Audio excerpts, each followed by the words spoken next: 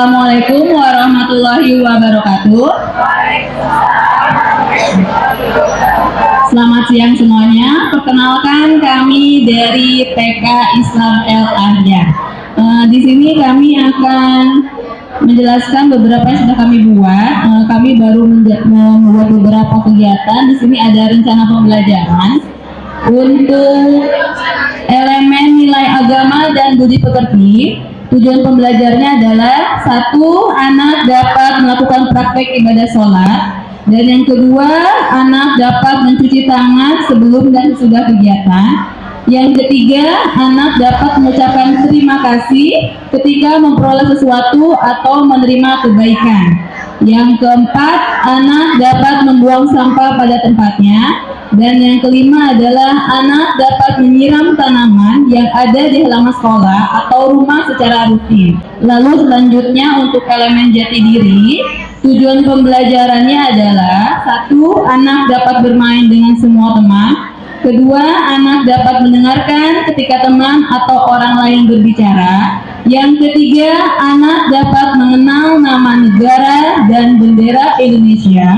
Yang keempat, anak dapat menyanyikan lagu kebangsaan Indonesia. Yang kelima, anak dapat melakukan gerakan berjalan, berlari, dan melompat. Yang keenam, anak dapat bermain alat permainan outdoor dengan cara yang benar.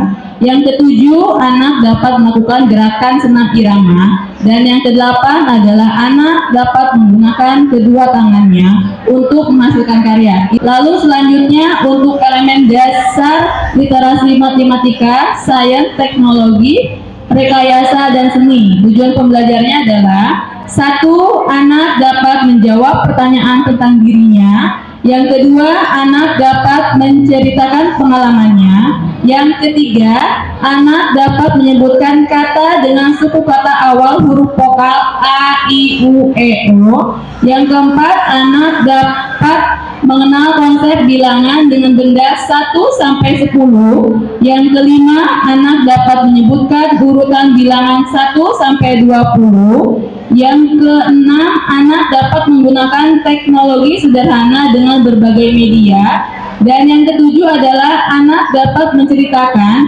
apa yang terjadi saat percobaan sederhana dengan menggunakan berbagai media.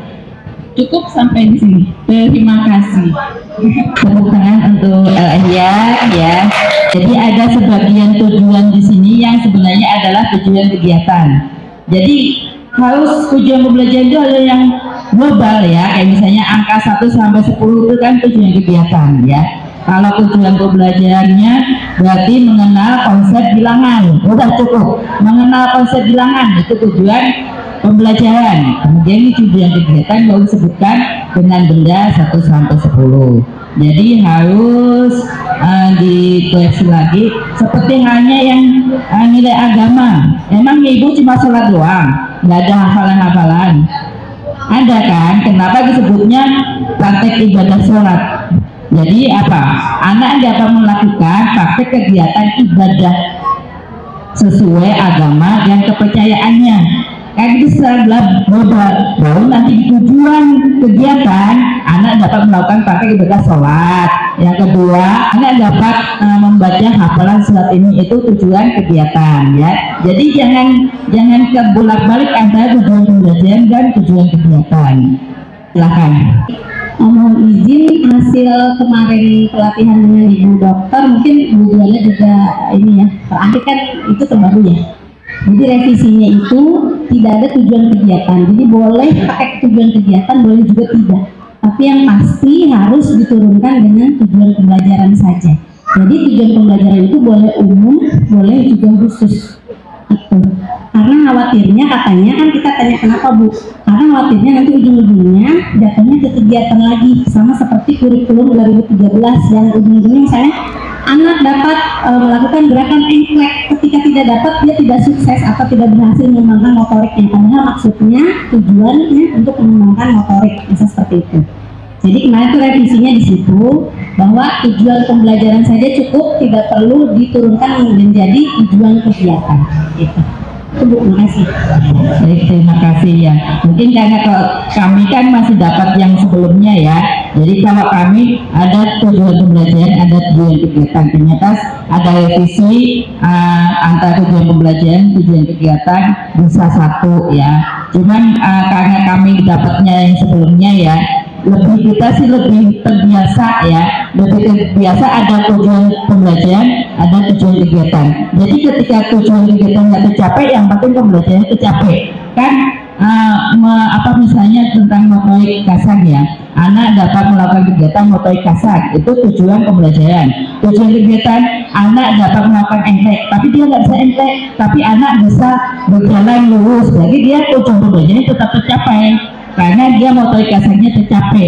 Jadi kalau memang seperti itu, mending tujuan pembelajaran yang umum ya, bikin tujuan pembelajaran jangan khusus ya, tapi yang secara umum. Jadi ketika anak nggak bisa engklek tapi dia bisa berjalan lurus di garis lurus, berjalan lurus atau berjalan di pembuktian, tetap anak kemampuan motorik kasarnya tercapai. Jadi anak dapat melakukan kegiatan motorik kasar, cukup seperti itu tujuan pembelajarannya. Jadi yang terpenting bukan anak kegiatannya harus semua bisa, tapi ketika misalnya kita ada 4 kegiatan, anak sudah bisa 3, itu sudah tercapai ya. Seperti itu. Jadi kalau kami masih terbiasa dengan tujuan pembelajaran dan tujuan kegiatan.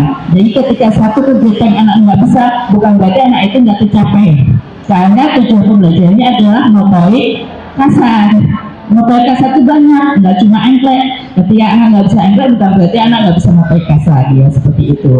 Sebagai acuan nilai rapot itu adalah tujuan pembelajaran, bukan tujuan kegiatan ya. Kembali lagi kayak tadi, misalnya si anak dia belum bisa menulis, tapi dia pintar bercerita, berarti bahasanya sudah bagus kan, dia sudah bisa bercerita. Jangan sampai dia nilai bahasanya masih jelek, padahal dia cuma tidak bisa menulis doang ya.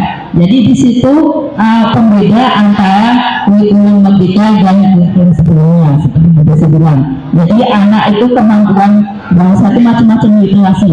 Ada yang bisa bercerita, itu sudah mampu literasinya. Ada yang anak misalnya bisa menulis huruf, itu sudah literasi. Jadi misalnya kemampuan anak satu nggak bisa, bukan berarti itu nggak mampu ya. Seperti itu kenapa disebut kurikulum Merdeka. Jadi si anak itu merdeka, kemampuan anak berbeda-beda. Kita tetap menilai bahwa itu tetap kemampuan dia tercapai, walaupun ada satu kegiatan yang tidak bisa. Pencapaian pembelajaran adalah tujuan pembelajaran yang bersifat global. Jangan lagi ada tujuan pembelajaran yang sempit ya, karena itu akan membatasi kemampuan anak. Yang namanya anak udah dianggap mampu, udah mencapai, tapi dianggap belum mampu.